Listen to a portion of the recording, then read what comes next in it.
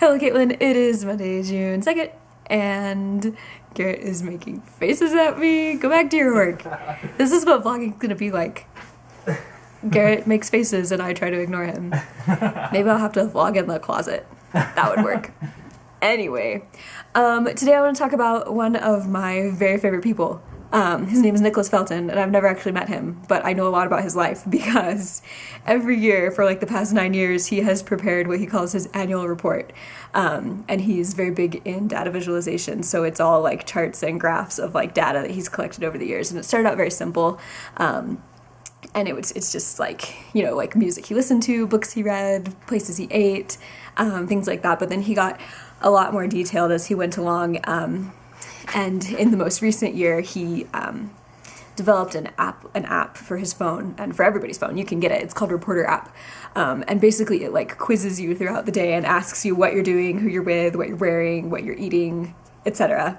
And then he was able to visualize all that data, and it's like mind-blowing, really.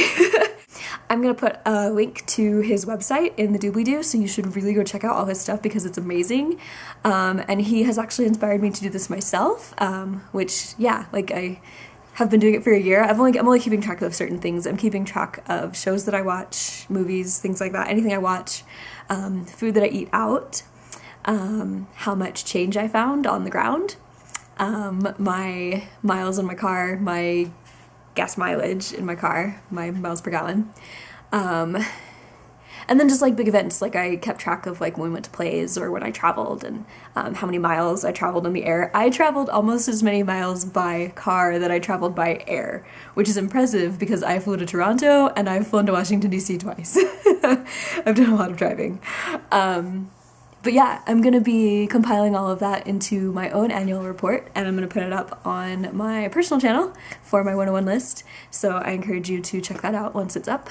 But yeah, I just wanted to tell you about him because he's really awesome. I saw him for the first time in the MoMA when I was in New York City in 2011. They had one of his things there in an exhibit, like just one of his annual reports.